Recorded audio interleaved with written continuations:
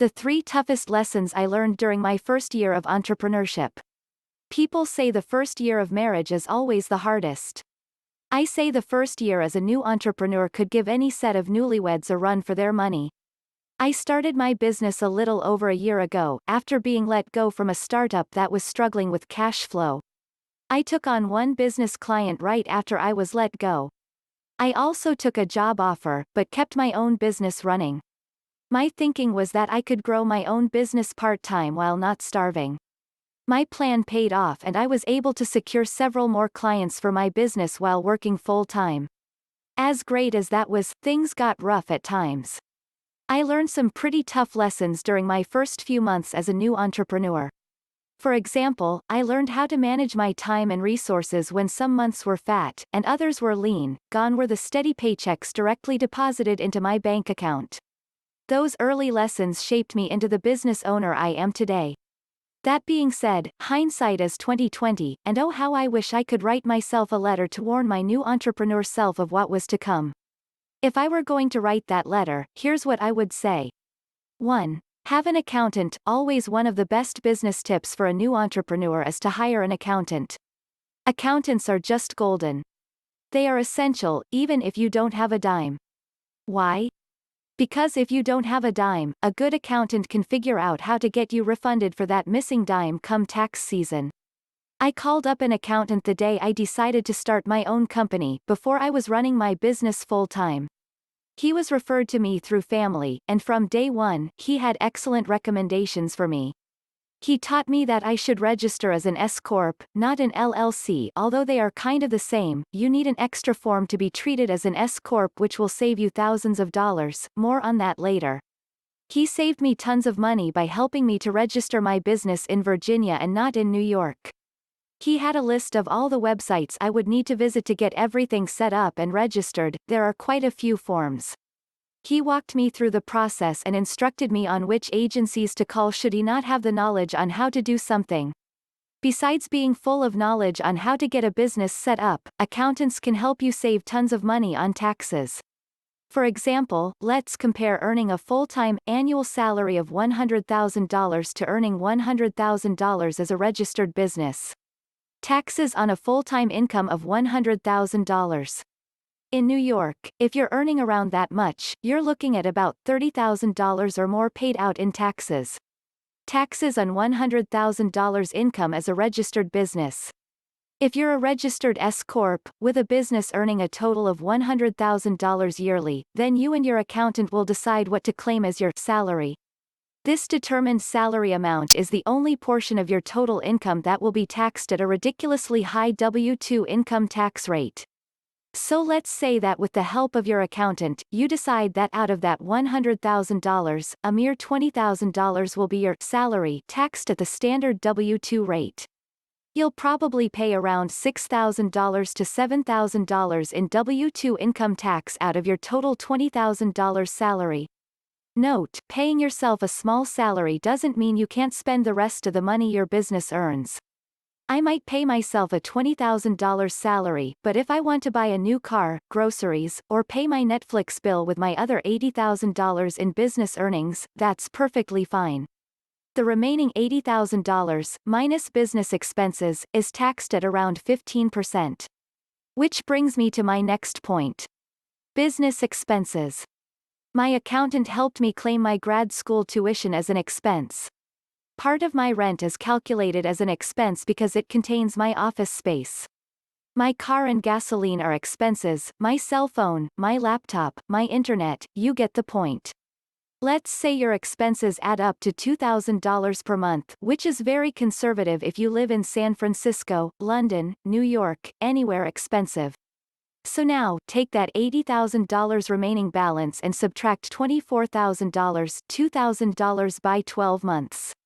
That leaves you with a yearly profit of $56,000 being taxed at about 15% by the feds, around $8,400. Add that to the $6,000 you paid out of your $20,000 W-2 salary, and your total tax liability is around $14,000 to $15,000. Being taxed as a business means you'd pay less than half of what you would pay if your $100,000 income was taxed as a full-time salary. To sum up, an accountant can help you.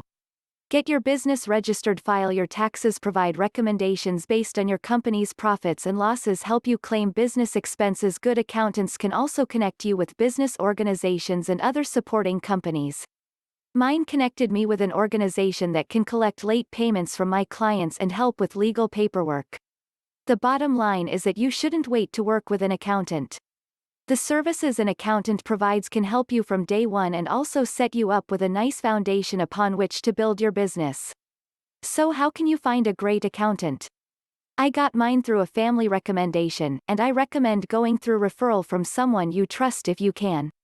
If not, then I'd set up some meetings and calls with folks who don't charge astronomical fees. 2. Write everything down. Everything. Another piece of solid advice for new entrepreneurs is to write everything down. Here's an example from my first year to explain why. My solopreneur adventures were off to a great start. I landed 3 clients in 1 week and was feeling really pumped about it. But nothing will ruin your business as great high like a client not paying their bills. Thank goodness I had everything written down.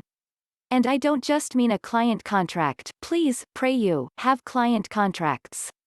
In this particular circumstance, it was a great thing that I also had every email ever exchanged between myself and the client, because we might have ended up in a weird legal mess, which we didn't because they eventually paid me. Again, this rule applies to everything, but here are some particulars to keep in mind. Always have secure contracts. This may go without saying, but I take it a step further than just having contracts in place. Have legit contracts in place. Don't always rely on something you fluffed together with Rocket Lawyer. Because, heaven forbid, someone could decide to not pay you, or they file suit against you. It's just safe to be prepared in case the worst thing happens. Minimize risk. If you're into saving money, you could have a law friend take a look at your contracts. You could also find an attorney to read through it for less cost than if they put it together for you. Make sure it's ironclad and beneficial to both parties. Keep track of email. I'm not a huge fan of keeping emails. Actually, I love deleting them. But in several instances, I've been happy that I've had many of them archived for free in my HubSpot.com account. HubSpot will provide you with a free BCC email to record and archive your convos in the HubSpot CRM anytime you BCC that email address. Here's how you can sign up and get it going. Step 1. Create a HubSpot.com account.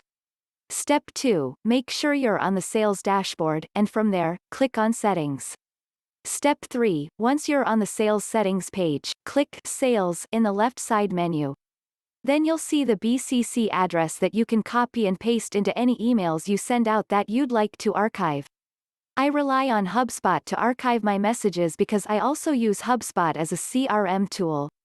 It's super convenient for me, and it allows you to automate much of your sales and marketing cycles down the road. Remember, your clients might not be rich. Be wary that your new clients might not have gigantic cash flow. If they're outsourcing for your services, chances are they're small and can't afford to hire an in-house team to handle what you provide. If you work primarily with other startups or small businesses, beware of cash flow issues. If your clients are strapped for cash, they may be less likely to pay their bills on time. I had a great client, loved them, and they called me up to explain that they didn't have enough money to pay my full retainer. We renegotiated and worked out a payment plan. This plan was put into a contract. Another client cash flow issue that can creep up on you: if you provide a product or SaaS, make sure you've got some great terms and conditions, and please make sure that your customers are aware of your subscription terms.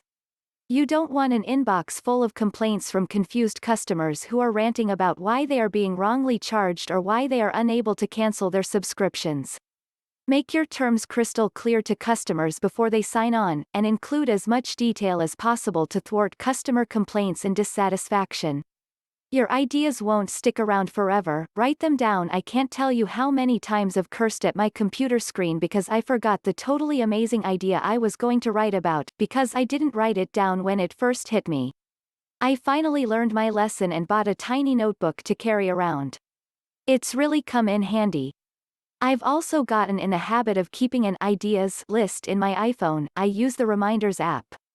It currently has over 100 random ideas that I occasionally look back over and sometimes have a good laugh thinking to myself, must have written that while I was having a glass or two of wine. But some of the ideas are good and some of them do end up in my client work. So I recommend getting in the habit of keeping an idea list in your phone.